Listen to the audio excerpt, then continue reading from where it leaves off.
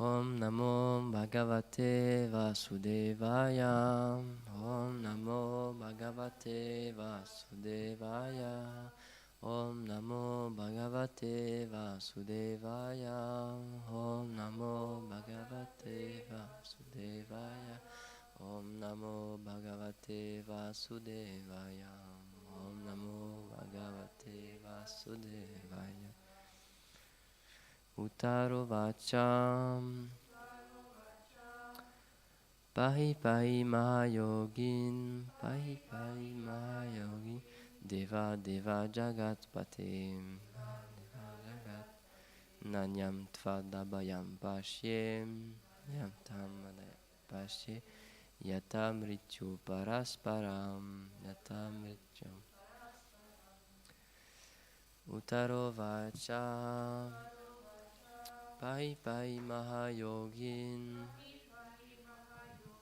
Deva Deva Jagatpate Nanyam Tvadabayam Pashyem Yatra Mrityu Parasparam.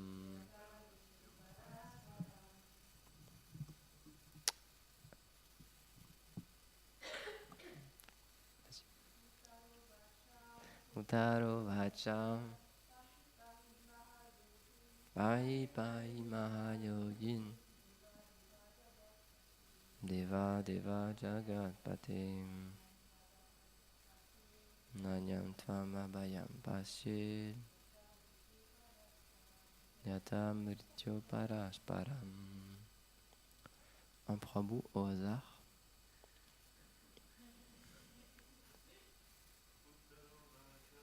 Uttaro Vacha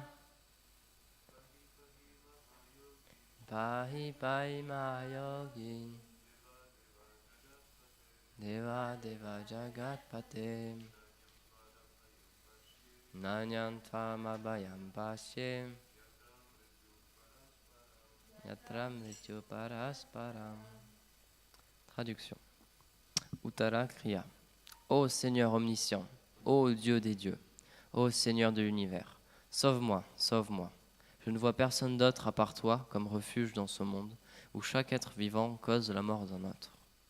Commentaire. Le monde matériel est un royaume où règne la mort et la peur, contrairement au monde spirituel. Tout cela parce que les êtres qui y demeurent désirent le contrôler. Aussi, celui qui veut s'en affranchir doit-il simplement s'abandonner à Krishna. C'est pourquoi Uttara dit: Je ne vois personne d'autre que toi qui puisse me donner l'absence de peur. La mort est mutuelle, dans le sens où une personne cause la mort d'une autre et que quelqu'un d'autre cause sa mort. Om Agyanati Mirandasya Gyanam Jara Sairakaya Chakshur Unmilitam Yena Tasmai Shri Gurave Namaha. Namaham Vishnu Padaya Krishna Prestaya Bhutale Srimad Bhakti Svarup Damodara Goswami Iti Namine. Namaham Vishnu Padaya Krishna Prestaya Bhutale Srimate Bhaktivedanta Swami Niti Namine. Namaste Sarasvati Deve Gauravani Pracharine Nirvishesha Sunyavani Pasatya Desatarine. Jaya Shri Krishna Chaitanya Prabhu Nityananda Shadvaita Gadadhar Shivasaji Gaura Bhakta Vrinda. Hare Krishna Krishna Krishna Hare Hare Hare Rama Rama Rama Hare Hare. Vrindaye Tulasi Devyai Priyaye Kesava Sacha Krishna Bhakti Pradidevi Satyavate Namo Namah. Panchakalpatarubhyascha Kripa Sindhu Bhevacha Patitanam Pavanebhyo Vaishnavebhyo Namo Namah. Bienvenue à tous. Haribol. Donc c'est un verset, encore une fois, pour changer, c'est un verset très intéressant du Srimad Bhagavatam, parce qu'il explique, donc en quelques phrases, il résume, il donne une définition de ce monde matériel. Au-delà de toutes les apparences, au-delà de tout ce qu'on pourrait voir, au final, la substance de ce monde, c'est la mort.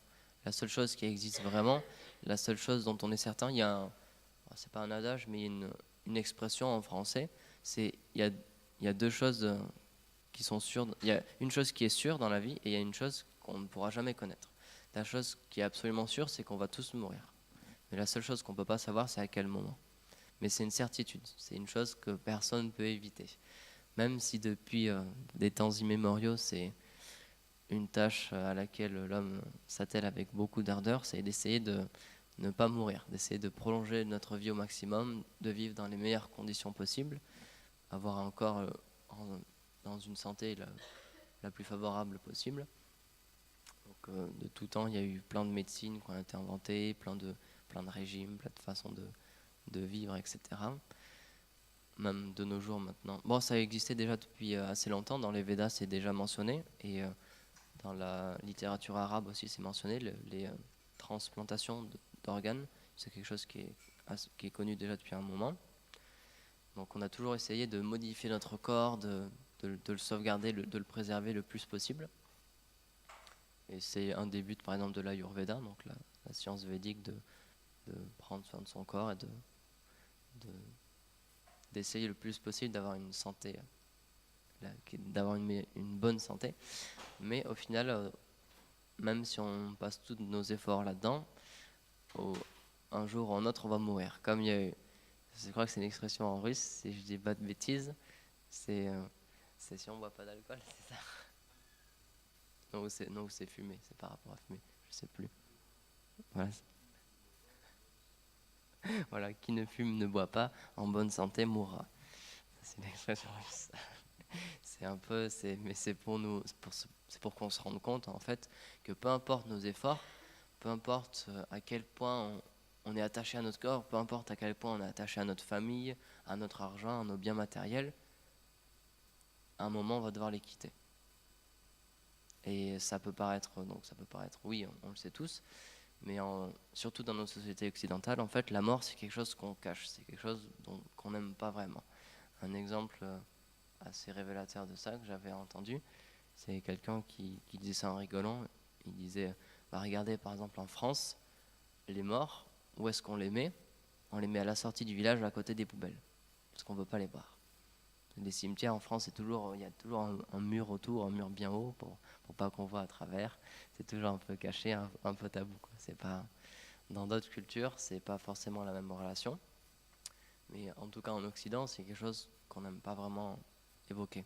Parce que ça fait peur et on se rend compte, plus on parle de la mort, plus on se rend compte à quel point tous nos efforts ils sont vains en un sens. Puisque tout ce qu'on essaie de bâtir, tous les efforts qu'on donne dans la journée, c'est juste une perte de temps en fait. Parce qu'au final, tout va disparaître. Donc si on a juste cette conception-là, qu'à la mort tout s'arrête, c'est sûr que la mort, c'est pas quelque chose de favorable, c'est quelque chose dont on a vraiment très peur, c'est quelque chose qu'on essaie de repousser au maximum. Une des définitions de ce... Je crois que c'est Yudhishthir.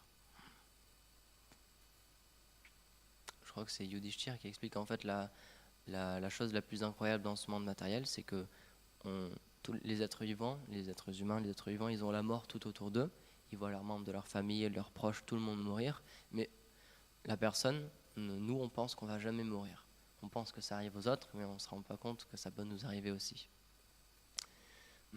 Et on parle beaucoup, par exemple, surtout de nos jours, on glorifie beaucoup l'art de vivre. On essaie d'avoir une bonne vie, on essaie d'avoir des bons goûts, on essaie de bien savoir cuisiner, de bien profiter de la vie, etc. Mais il y a un Vaishnav, un disciple de Gaur Govinda Swami, qui avait écrit un très bon livre, et où il dit qu'en fait, ce qu'il faudrait plutôt étudier, ce qu'il faudrait plutôt cultiver, c'est l'art de mourir.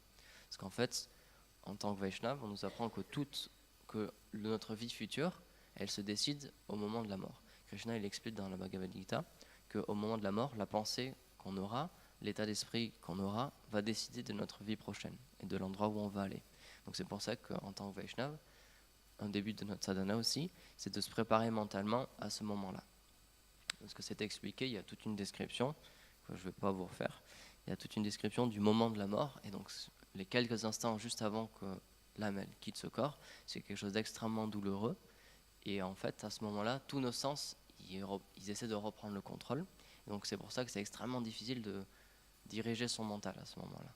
Donc si on ne l'a pas préparé auparavant, si on ne l'a pas formaté pour penser au Seigneur suprême, si on ne l'a pas entraîné comme un sportif pour seulement penser au Seigneur suprême, il y a beaucoup d'autres pensées qui vont venir, qui vont surgir, et on ne va pas pouvoir les contrôler. C'est pour ça que les Vaishnavas ils mettent beaucoup l'accent sur ce point-là. Certes, dans notre vie de tous les jours, c'est quelque chose qu'on apprend à faire, à contrôler nos désirs, à contrôler nos pulsions, à un peu contrôler notre mental. Et parfois on y arrive bien, mais c'est expliqué qu'au moment de la mort, c'est extrêmement difficile parce que les sens ils sont décuplés et ils essaient de reprendre désespérément le contrôle. Donc même si maintenant on a une conscience plutôt positive dans la vertu, etc., il faut penser qu'au moment de la mort, ça va être beaucoup plus difficile que ça, de penser au Seigneur suprême. Donc encore une fois, un début de notre sadhana, c'est de se préparer à ce moment-là. C'est pour ça que donc, il y a plusieurs angas de la dévotion, il y a plusieurs branches du service de dévotion qu'en tant qu'être humain on peut effectuer. Donc il y en a 64, mais il y en a 9 principaux. Donc je vais essayer de m'en rappeler. Donc c'est Shravanam Kirtanam, Vishnu Smaranam, Bandhanam, Padasevanam. Attends, je vais faire le verset plutôt. Shravanam Kirtanam, Smaranam, Bandhanam, Padasevanam Dasyare, Pujana Sakidanam, Atmanivedanam. Et après, c'est la chanson infinie Govinda Das. Donc, c'est se souvenir du Seigneur suprême, chanter ses noms, chanter ses gloires. Non, c'est parler du Seigneur suprême, Shravanam.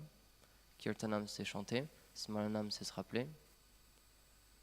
Vandanam, c'est offrir des hommages.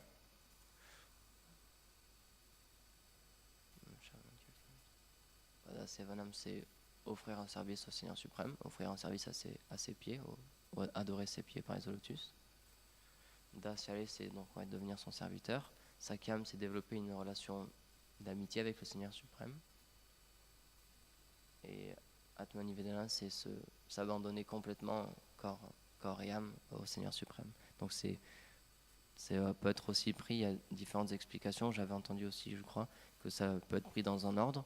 Donc on commence au début entre guillemets et à la fin, le but de tout ça c'est de s'abandonner, Atmanivedanam, d'abandonner notre âme au Seigneur suprême. Et donc tous ces angles de dévotion, toutes ces activités dévotionnelles qu'on peut faire, le but final c'est qu'au moment de la mort, on ait cette conscience-là, on se rappelle du Seigneur suprême. Et donc c'était expliqué, si on se rappelle du Seigneur suprême au moment de la mort, c'est cette personne-là qu'on atteindra, c'est cette direction-là qu'on atteindra. Donc toute notre vie c'est juste un entraînement, c'est comme... pas comme une simulation, mais c'est comme juste un grand test, c'est juste comme un grand entraînement. Et le seul moment important de notre vie, ça va être le moment de la mort. Donc les Vaishnavas, encore une fois, ils ont une conception qui n'est pas forcément très répandue, qui n'est pas forcément partagée surtout en Occident, mais nous, on n'essaie pas de cacher la mort, mais on essaie vraiment de comprendre ce qu'elle est. Dans ce verset, on parle de la peur. Uttara, elle dit, tu es la seule personne qui peut me protéger, qui peut me rendre sans peur. Et qu'est-ce que c'est la peur? Ça, c'est quelque chose d'assez communément admis. La peur, on a peur de quelque chose quand on ne connaît pas ce que c'est. On a peur d'une chose quand on est complètement dépourvu en face de ça, on ne sait pas comment réagir. Donc une des raisons de la peur, c'est une absence de connaissance. Or, tout ce que le service de dévotion essaie de nous apporter, c'est une connaissance de cet univers, des gunas, des influences qui régissent notre vie, du monde matériel, du monde spirituel, du Seigneur suprême, de nous, de l'âme, etc. Donc, et c'est avec cette connaissance que la peur va pouvoir partir. Parce que pourquoi les gens ont peur de la mort? Parce qu'ils pensent qu'après il n'y a rien. Ils pensent que c'est le vide, ils pensent que c'est le néant. Donc ça voudrait dire que cette vie c'est la dernière et c'est un peu quand même assez désespéré comme vie de vivre pour à la fin ne plus exister. Ou alors ils savent qu'il y a peut-être quelque chose après la mort, peut-être un paradis, peut-être un enfer ou peut-être quelque chose, mais ils ne savent pas ce que c'est. Donc il y a cette peur aussi qui peut arriver parce qu'on ne sait pas qu'est-ce qui va nous arriver plus tard. Par exemple, au Moyen-Âge, donc il y a par exemple sur les façades des églises, je ne me rappelle plus c'est quoi le mot technique, juste avant la porte d'entrée, il y avait des bas-reliefs en fait. Et juste au-dessus de l'entrée, là, donc pas à hauteur du regard, mais il fallait juste simplement un petit peu lever les yeux. Et juste au-dessus de la porte, il y avait des sculptures. Et un point très intéressant que j'avais appris il n'y a pas longtemps, donc c'est que les messes à l'époque, surtout c'était en latin. Donc parfois les gens ne comprenaient pas forcément parce que tout le monde ne parlait pas latin. et tout le monde ne pouvait pas lire non plus la Bible ou les écrits saints. Donc, en tout cas, je sais qu'en France, c'était comme ça. Au-dessus des églises, du coup, ils avaient fait des sculptures. Et en fait, ces sculptures, elles représentaient l'enfer. Et comme ça servait d'explication aux gens pour leur dire, bah voilà, si vous n'avez pas une vie pieuse, si vous n'avez pas une bonne vie, si vous commettez des péchés, c'est ça qui va vous arriver. Et on sait sur les églises, c'est des sculptures assez effrayantes, parfois des gargouilles, voilà, des monstres, etc. Et donc c'était pour marquer les gens, c'était pour créer une sorte de peur. Et donc ça, c'est une possibilité qui peut exister, c'est la peur de la mort, parce que soit on ne sait pas ce qui va nous arriver, soit on pense que c'est le néant, soit on pense que c'est l'enfer. Les dévots, ils ont une autre conception. Ils expliquent en fait, les Vaishnavas expliquent, et le Seigneur suprême explique en fait dans la littérature sacrée, dans les Védas, qu'on est une âme et qu'on n'a pas eu de naissance et qu'on n'aura jamais de mort. Donc il faut comprendre ça dans le sens que le corps qui nous recouvre en ce moment, c'est pas notre réelle identité, c'est juste comme un habit. Donc ce corps, il va peut-être mourir, ce corps, il va dépérir, au bout d'un moment, les organes vont plus fonctionner, les cheveux ils vont devenir blancs, etc. Et on va devoir quitter ce corps. Mais l'âme, qui est la force vitale, qui est ce qui anime ce corps, elle ne mourra jamais. Donc ça, c'est une première conception. C'est pour expliquer déjà, en fait, le Seigneur Krishna, il explique ça à son très cher ami Arjuna dans la Bhagavad Gita. Parce qu'Arjuna, il commence à avoir peur parce que juste avant de commencer la bataille, il se rend compte qu'il va devoir tuer des personnes qui lui sont chères. Et il n'a pas envie que ces personnes elles meurent. Et donc Krishna, pour lui enlever ses doutes et lui enlever sa peur, il lui dit, rassure-toi, toi tu n'es jamais né et tu ne mourras jamais, et les personnes en face de toi ne sont jamais nées et ne mourront jamais non plus. En sanskrit, je ne sais plus ce que c'est, mais en français c'est... Jamais ne fut le temps où nous n'existions, moi, toi et tous ces bras, et jamais nous ne cesserons d'être. Donc c'est pour expliquer que t'inquiète pas, déjà enlève cette conception de la mort, juste simplement de l'existence qui finit, etc.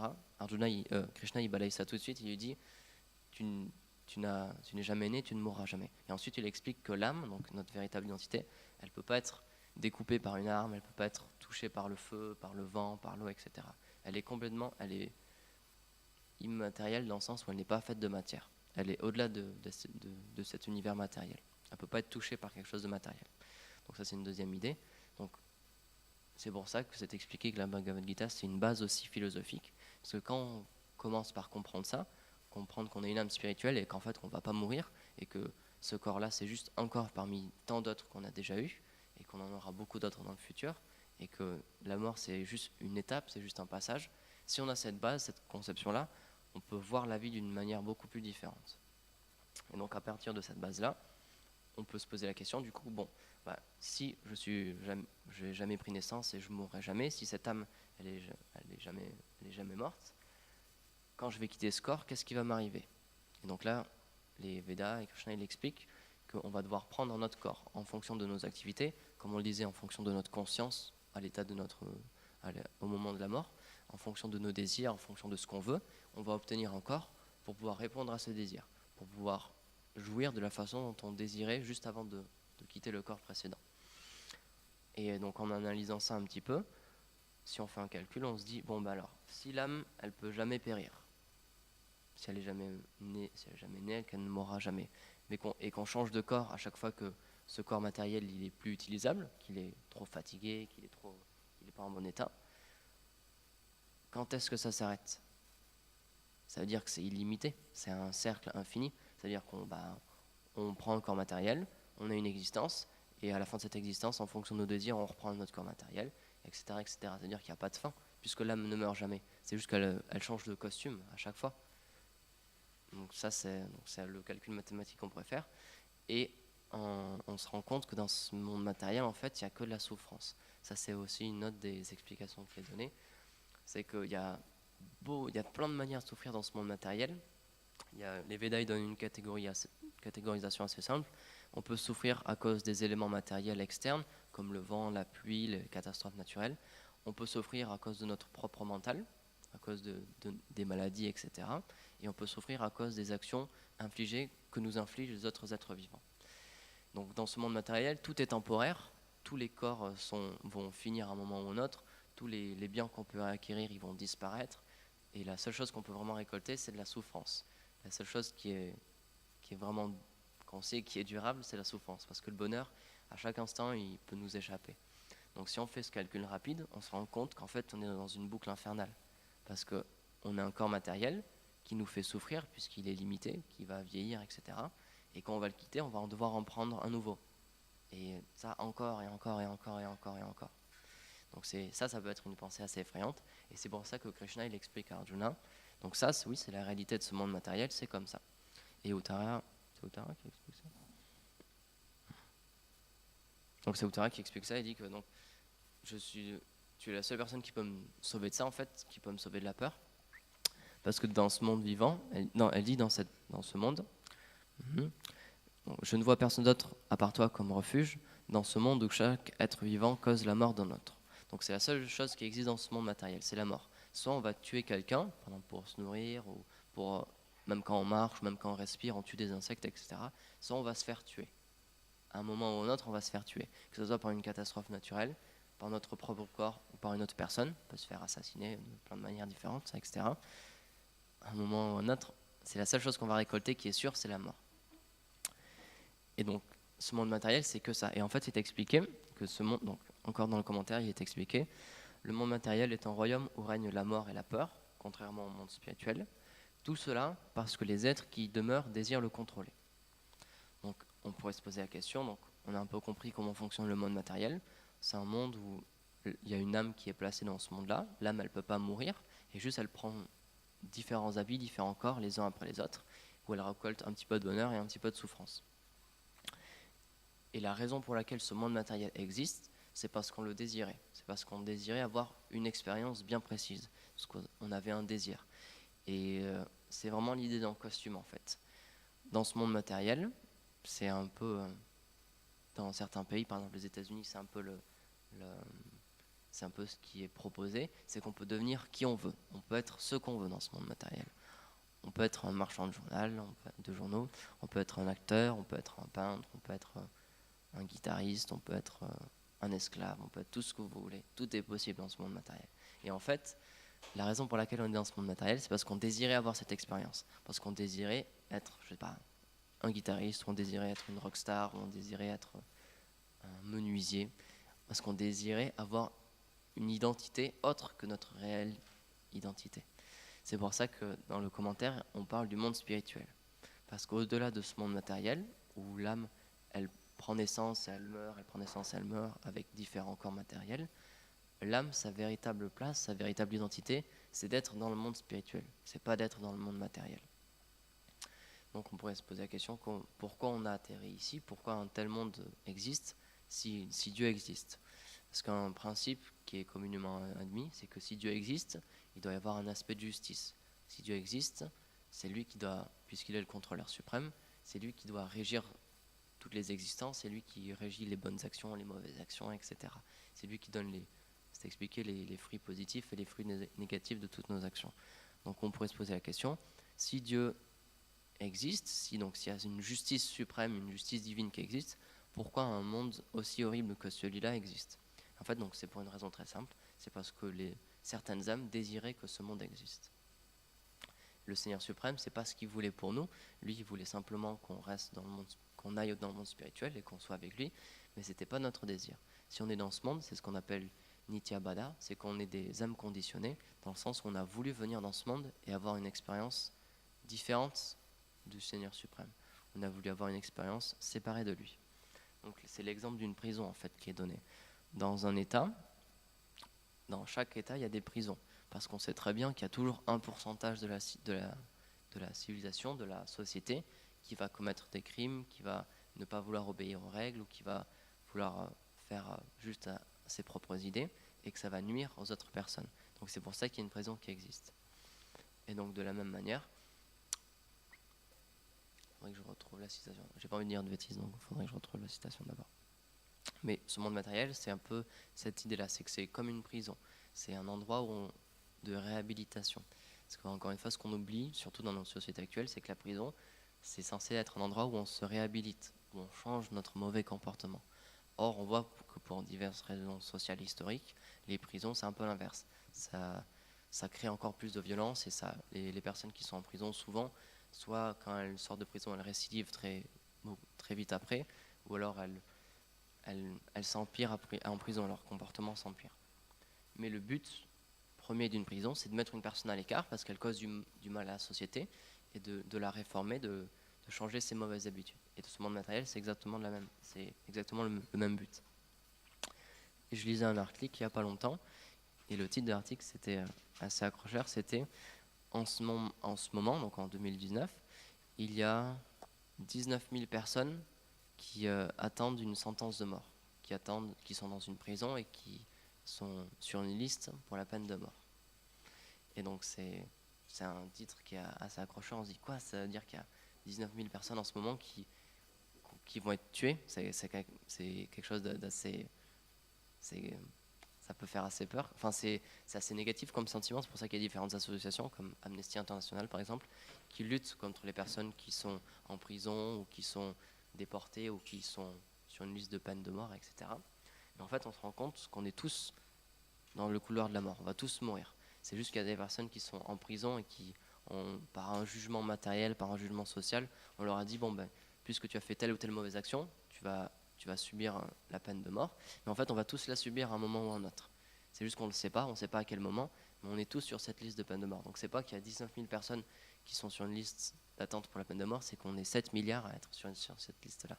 Et ça, c'est quelque chose vraiment qu'il faut comprendre. Parce que quand on comprend que notre vie, elle va finir à un moment, et qu'on va devoir quitter ce corps, qu'on va devoir quitter cet environnement, à ce moment-là, on va peut-être pouvoir changer nos habitudes et peut-être changer notre façon de penser. Si on se rend compte que tout ce qu'on est en train d'acquérir, ça va disparaître, peut-être qu'on va vouloir placer nos efforts dans un autre sens, vers d'autres activités. C'est pour ça que c'est expliqué qu'il y a différents types d'activités qu'on peut effectuer dans ce monde qui ont un effet. Donc il y a ce qu'on appelle le karma kanda, donc c'est des activités intéressées, où on peut faire différents sacrifices, on peut faire différentes activités pieuses, on peut distribuer le bien autour de nous, etc. Et les Védas, les textes sacrés, expliquent qu'en retour, on obtiendra un bienfait matériel. Mais qui dit bienfait matériel, dit bienfait qui est fini, qui aura une fin dans le temps. Or, ce que les Védas, en fait, l'essence des Védas, ce que les Védas nous enjoignent, ce que le Seigneur suprême, quand il descend sur cette terre, il nous propose, c'est d'avoir des activités c'est comme un compte en banque illimité en fait, dans le sens où c'est toutes les activités qu'on fait dans le service de dévotion, donc pas dans le karma kanda mais dans la bhakti, dans le service de dévotion, c'est des activités qui vont jamais périr. C'est comme un compte en banque qui est protégé et qui sera jamais touché par la famine, par exemple dans ce monde on sait que il y a Rassamani qui me partageait ça. Donc en France on a un système bancaire qui est quand même assez fiable. Les gens ils ont quand même une bonne fiabilité par rapport aux banques. Les gens ils n'hésitent pas à placer leur argent en banque, etc. Tout le monde a un compte bancaire en France pratiquement. Mais elle m'expliquait à Samani qu'en Ukraine, les banques, c'est compliqué. Il y en a beaucoup qui ferment, c'est très mal géré, il y a des manipulations d'argent, etc. Donc en fait, en Ukraine, il y a très peu de personnes qui mettent de l'argent dans les banques parce qu'ils savent que leur argent peut disparaître. Ils savent que s'ils mettent l'argent dans une banque, peut-être qu'ils ne pourront jamais le retirer ou qui savent disparaître. Donc ils aiment beaucoup, ils préfèrent avoir du cash, ils préfèrent avoir de l'argent liquide. Donc en fait, c'est un peu le même principe. Dans ce monde matériel, on peut avoir différentes actions qui vont créer un placement dans différents types de banques. Soit on peut avoir une banque matérielle avec le karma kanda, où nos fruits, soit on va les utiliser, du coup on va retirer de l'argent et on va, par exemple, s'acheter des vacances, on va s'acheter un bon moment, une bonne voiture, une bonne femme, etc. Soit on peut avoir des actions... Ah, c'est ça, hein. Parce que c'est ça, c'est expliqué en fait dans les Védas, c'est expliqué que toutes les choses qu'on peut acquérir dans ce monde, toutes les choses matérielles, elles auront une fin. Donc on peut acquérir une bonne naissance, on peut acquérir une naissance aristocratique, on peut acquérir un bon mari, on peut acquérir une bonne femme, on peut acquérir des bienfaits matériels, etc. Mais ils vont tous disparaître. Toutes ces choses-là, et encore une fois, ça aussi c'est un point qui est assez intéressant, c'est que tout ce qui nous arrive, c'est quelque chose qu'on a créé dans notre vie passée. Comme en ce moment, si on fait du karma kanda, dans notre vie future, on va récolter une bonne position, par exemple, ou une bonne situation. La situation qu'on a en ce moment, c'est juste les fruits de ce qu'on a cultivé dans le passé. C'est juste la paye, en fait, de ce qu'on a cultivé dans le passé. Donc c'est pour ça que les Vaishnavas, ils essaient pas de de se retourner contre leur environnement. S'ils ont une mauvaise situation, si dans leur situation familiale c'est très compliqué, si leur travail c'est très compliqué, etc., ils comprennent en fait que c'est dû à leurs actions passées et que c'est pas l'environnement en lui-même, que c'est pas les personnes autour de lui qui forcément lui veulent du mal. C'est que c'est lui-même qui a planté cette graine-là. Et donc il est juste en train de récolter ce qu'il a planté.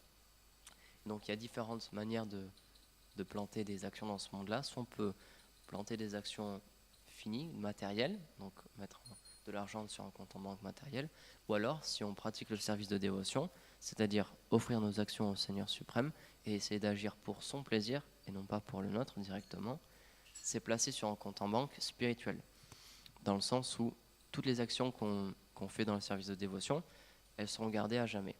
Elles ne pourront jamais être consumées. Et au contraire, elles s'ajoutent. Ça fait comme une cagnotte qui s'ajoute en fait. Et c'est une des explications. Donc, les activités pieuses, c'est ce qu'on appelle de la sukriti en sanskrit. Et donc ça permet d'augmenter ce compte en banque spirituel. Et on peut en faire de plein de manières différentes. On peut le faire de manière consciente ou non consciente. Si une personne elle a développé un certain rejet de ce monde matériel, parce qu'elle a compris qu'il y a beaucoup de souffrance, il n'y a que la mort, etc., elle peut décider personnellement de servir le Seigneur suprême ou de commencer un chemin spirituel. Donc ça, c'est une façon consciente de faire des actions spirituelles. Ou alors, ça peut être de manière inconsciente. Elle peut entendre les noms de Dieu, elle peut donner de l'argent à une... Donc ça, c'est conscient. Elle peut entendre les noms de Dieu, elle peut manger de la nourriture qui a été offerte au Seigneur suprême sans savoir ce que c'est. Elle peut même chanter les noms de Dieu sans savoir ce que c'est. Comme par exemple, c'est expliqué, Gourdev il reprend cet exemple très souvent. En France, il y a un magasin qui s'appelle Castorama. Et en fait, dans Castorama, il y a Rama. Et en fait, en sanskrit, Rama, c'est un des noms de Dieu. Et donc, tout simplement, en disant le nom de ce magasin, Castorama, on fait de la sukriti, on fait des activités pieuses. À un petit degré, certes, mais petit à petit, ces activités, cette sukriti, ces activités spirituelles, elles s'ajoutent sur notre compte en banque. Et c'est comme une cagnotte. Quand on a dépassé un certain montant, on a le droit à un prix, on a le droit à une récompense. Et en fait, cette récompense, c'est ce qu'on appelle la foi, Shraddha. Et en fait, la foi dans le Seigneur suprême, ou dans les dévots du Seigneur et dans la vie spirituelle, c'est la première étape qui nous permet de commencer une autre vie, commencer une vie spirituelle. Donc, et quand on commence cette vie spirituelle, comme on le disait au début de la classe, il y a différentes activités ensuite qu'on pourra entreprendre en tant que dévot. On pourra chanter les noms de Dieu, lui offrir un service personnel, développer des sentiments pour lui, s'abandonner complètement à lui, etc. Et donc le but de toutes ces activités-là, c'est de changer notre conscience pour développer une conscience plus spirituelle, plus liée à notre véritable identité. Gurudev il reprend cet exemple assez souvent aussi. Si on vous parle d'un merveilleux pays, si on vous fait une très bonne publicité, si vous voyez un magazine qui parle d'une île paradisiaque, etc., qui vous montre des photos, qui vous décrit la température, les oiseaux qu'on peut trouver là-bas, la faune, la flore, la nourriture qu'on peut trouver là-bas, etc., ça peut vous donner envie d'y aller. Ça peut, dans votre mental, ça va laisser une impression et vous allez avoir envie de profiter de cet endroit-là ou alors de le découvrir, etc. Et donc c'est la même chose avec les activités spirituelles. Plus on va entrer en contact avec le service de dévotion, plus on va écouter les noms de Dieu, plus on va écouter à propos de ses gloires, etc., plus on va vouloir développer ce désir. Et de la même manière, c'est expliqué en fait, pour connaître notre degré d'intérêt pour le Seigneur suprême, pour son monde spirituel, il faut voir à quel point on est dégoûté de ce monde. C'est comme une balance. Plus on est dégoûté du monde spirituel, du monde matériel, plus ça veut dire qu'on va être attiré par le monde spirituel. Et inversement, plus on est attiré par le monde matériel, ça veut dire en fait, c'est en équation directe, ça veut dire qu'on est très peu attiré par le monde spirituel. Et donc le but de notre service de dévotion, c'est de changer notre cœur, qui présentement est attiré par ce monde matériel, parce que si on est là, c'est qu'on a désiré être là. Le Seigneur suprême, puisqu'il est le Seigneur de l'amour, il nous laisse libres. Par définition, l'amour, c'est qu'on laisse les gens libres. Les gens qu'on aime, on les laisse libres. On n'a pas envie de les rendre prisonniers de nos propres désirs. Donc de la même manière, le Seigneur, même si son désir à lui, c'est qu'on soit avec lui, c'est de se divertir avec nous, si notre désir, quand il a vu que notre désir, c'était pas ça, c'est qu'on avait un autre désir, on voulait avoir une expérience séparée de lui, il l'a accepté et il a créé ce monde, il nous a donné ce monde pour qu'on puisse être absolument tout ce qu'on veut. Parce qu'encore une fois, dans ce monde matériel, on peut être absolument tout ce qu'on veut. Tout est possible, tout est réalisable. Donc, Et donc, pour revenir au service de dévotion, c'est pour les personnes qui commencent à être fatiguées de ce monde matériel, et qui à être fatiguées de souffrir, qui se rendent compte que la seule chose qu'ils vont récolter à la fin de leur vie, c'est la mort, même s'ils ils donnent toute leur vie, par exemple, pour leur famille, pour le bien-être des enfants, etc. Les enfants, au bout d'un moment, soit ils vont partir, ils vont rejeter leurs parents, soit ils vont mourir même, parfois avant les parents, ça existe aussi. J'avais vu aussi un, un article qui racontait en fait différents cas où des personnes, le jour où elles se sont mariées, leur conjoint est mort. C'est quand même quelque chose d'assez incroyable aussi, quoi. Donc, peu importe nos efforts, peu importe à quel point on essaie de bien faire les choses, peu importe à quel point on essaie de faire attention aux gens qui sont autour de nous, à prendre soin de notre corps, au bout d'un moment, ces efforts ils vont être vains dans le sens où la mort, c'est la seule chose qu'on va récolter. Donc, pour les personnes qui ont commencé à avoir cette compréhension, il y a le service de dévotion. Il y a le Seigneur suprême qui vient, ou qui envoie ses prophètes, ou qui envoie ses dévots, pour pouvoir partager un message spirituel, pour qu'on puisse se connecter à quelque chose de supérieur, à quelque chose de spirituel. Donc c'est pour ça, encore une fois, dans le commentaire, c'est expliqué, le monde matériel est un royaume où règne la mort et la peur, contrairement au monde spirituel. Une définition de ce monde matériel, qui est expliquée, c'est que c'est un reflet perverti du monde spirituel. Donc tout ce qui existe dans ce monde matériel, c'est juste le reflet négatif du monde spirituel. Donc de la même manière que la chose qui règne dans ce monde matériel, c'est la mort, la chose qui règne au monde spirituel, c'est la vie. Si dans ce monde matériel, il y a la peur qui prédomine, au monde matériel, au monde spirituel, qu'on appelle Vaikunta, c'est le pays où il n'y a pas de peur. Et donc le but du service de dévotion, c'est de se connecter avec cette réalité qui est notre véritable réalité. Encore une fois, si on fait un calcul mathématique très simple, si le corps qu'on a en ce moment, c'est pas notre réelle identité, si on en a déjà changé beaucoup de fois et que dans le futur on aura un autre corps, encore rien à voir avec ça, si on était un homme par exemple qu'on sera une femme, si on avait un petit corps, on aura peut-être un grand corps, etc. Alors on peut se poser la question, quelle est notre véritable identité? Donc un des buts du Seigneur suprême quand il vient ici, c'est de nous révéler notre relation éternelle qu'on a avec lui. C'est expliqué qu'il y a différents types de relations qu'on peut avoir avec le Seigneur suprême. Il y a 5 types majeurs. On peut avoir 5 sortes de relations différentes avec le Seigneur suprême. On peut être un serviteur, Dasya. On peut être un ami, une relation d'amitié, amicale, Sakya. On peut considérer le Seigneur suprême comme un de nos enfants. C'est ce qu'on appelle Vatsalya, le sentiment parental. Et on peut considérer le Seigneur suprême comme notre amant. C'est ce qu'on appelle Madhurya. Et il y a aussi Shanta, ce qui est un sentiment plus dans la neutralité. Et donc toutes ces relations-là, c'est ce qu'on cherche dans ce monde matériel. Pourquoi dans ce monde matériel, on va avoir des meilleurs amis? Pourquoi on va avoir un mari? Pourquoi on va avoir une femme? Pourquoi on va avoir un enfant? C'est parce qu'en fait, au fond de notre âme, il y a ce désir-là, d'avoir ce genre de relation avec le Seigneur suprême. Mais puisqu'on ne voit pas le Seigneur suprême, puisque nos yeux ils sont recouverts matériellement, on essaie de combler ce manque avec d'autres personnes. On essaie d'avoir des enfants, on essaie d'avoir un mari, on essaie d'avoir une femme, on essaie d'avoir des amis.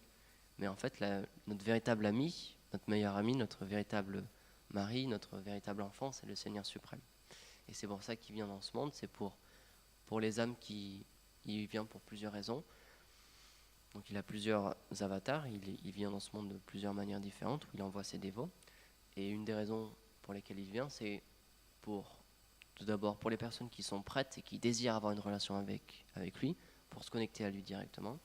Et aussi, il vient pour rétablir un système spirituel, pour rétablir ce qu'on appelle le dharma, pour rétablir la réelle activité de l'âme. Et donc c'est un des buts aussi des textes religieux, c'est de augmenter le standard de vie, de mettre des règles pour l'humanité, pour avoir une vie un peu plus pieuse, un peu plus positive, pour avoir une situation, premièrement pour avoir une situation matérielle dans notre prochaine vie plus favorable, où on aura moins de souffrance, et pour qu'on se connecte à lui, pour qu'on ait une relation spirituelle avec le Seigneur suprême. Et donc, une des qualités, pour terminer, une des qualités du Seigneur suprême, c'est qu'il est infiniment miséricordieux. Parce que, encore une fois, si on fait un petit calcul, ce monde existe parce qu'on a voulu être là. Donc si on a voulu être là, c'est que c'est notre désir.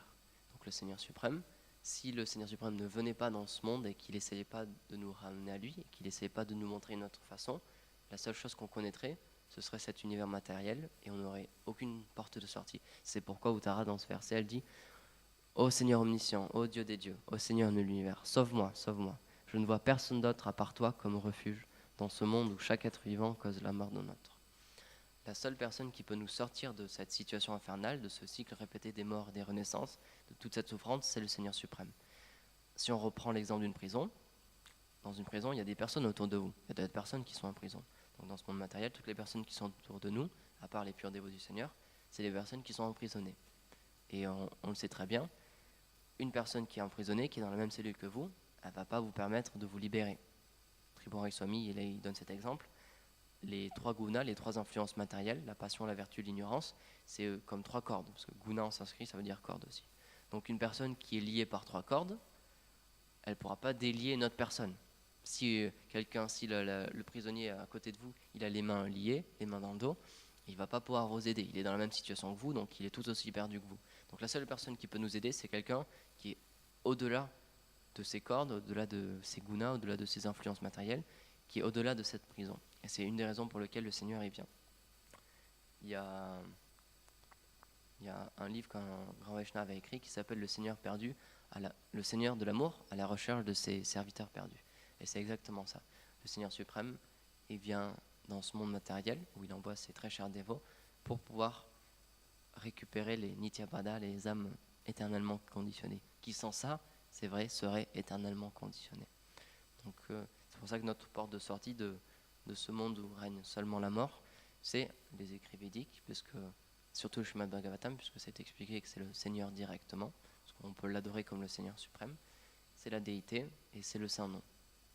Il y a un point très intéressant, il y a des dévots qui avaient demandé à Shivara Maharaj quelle était sa déité préférée, quelle était son Ishtadev, sa déité de cœur, parce que c'est expliqué que chacun de nous, on a une forme du Seigneur qu'on aime particulièrement. Par exemple, pour certains, ce sera Krishna qui soulève la colline de Verdun. Pour certains d'autres, ce sera Krishna qui est courbé en 3 endroits, etc. Krishna qui a différents divertissements. Et donc, certains disciples, certains dévots, ils ont posé cette question à Shivara Maharaj. Quelle est votre déité favorite? Quelle est votre déité de cœur? Et il a répondu que c'était le Saint-Nom, en fait. Il a dit, en fait, c'est le Saint-Nom. Moi, j'adore le Saint-Nom. Parce que c'était expliqué que Yashoda Dalal Prabhu, il avait donné une excellente classe sur le Saint-Nom. Et il avait posé la question, c'est quoi le Saint-Nom? Est-ce que vous pouvez me répondre, qu'est-ce que c'est le Saint-Nom? Est-ce que vous avez une idée? C'est quelque chose de très très simple. Qu'est-ce qui vous vient à l'esprit si on vous dit si on vous dit de décrire le Saint-Nom, qu'est-ce que c'est le Saint-Nom, d'expliquer le Saint-Nom, qu'est-ce que j'ai? Regarde avec elle dit c'est Krishna, c'est exactement ça. Yashoda Dalal dans sa classe disait, le Saint-Nom, c'est un jeune pâtre qui est vêtu d'une manière merveilleuse et qui a un sourire merveilleux. Et c'est aussi une jeune gopi qui a un sourire extrêmement charmeur. Et c'est ça en fait le Saint-Nom. C'est Radha et c'est Krishna directement. C'est des personnes. C'est rien d'autre que ça. C'est pas juste des syllabes, c'est pas un mot, c'est pas juste une image. C'est des personnes. C'est directement des personnes. C'est pour ça qu'on explique que quand on chante le Saint-Nom avec sincérité, avec cette idée-là que le Saint-Nom c'est une personne, alors ces personnes-là, Radha et Krishna, elles peuvent venir directement et elles peuvent communiquer avec nous. Donc le but de notre sadhana, puisqu'on est des monothéistes, puisqu'on est des personnalistes, c'est de développer une relation personnelle avec le Seigneur suprême. Donc c'est pour ça qu'un des angas, pour faire une boucle, un des angas de la dévotion, des activités dévotionnelles, c'est de chanter les noms de Dieu, puisque ça va nous permettre de développer une relation personnelle avec lui. C'est quelque chose de totalement mystique. Simplement en chantant les noms de Dieu, il va se révéler à nous, il va apparaître à nous en tant que personne, et on va pouvoir se reconnecter à lui avec notre identité véritable, donc qui, comme on l'avait expliqué dans une de ces 5 relations-là. Et donc petit à petit, on va pouvoir voir ce monde matériel d'une toute autre manière. Parce que quand le Seigneur suprême sera à côté de nous, c'est expliqué que les purs dévots qui voient le Seigneur 24 heures sur 24, qui sont en contact avec lui, partout où ils posent leur regard, ils voient le Seigneur suprême. De la même manière qu'un matérialiste, une personne qui a une conscience matérielle, tout ce qu'elle voit dans ce monde, c'est la mort, comme l'expliquait Uttara. De la même manière, une personne qui est connectée avec le Seigneur suprême, elle devient sans peur. Même en vivant dans ce monde matériel, elle devient sans peur, parce qu'elle sait qu'elle est accompagnée par le Seigneur suprême. Donc voilà, bonne journée. Gaur Premanandi, Hari Bol.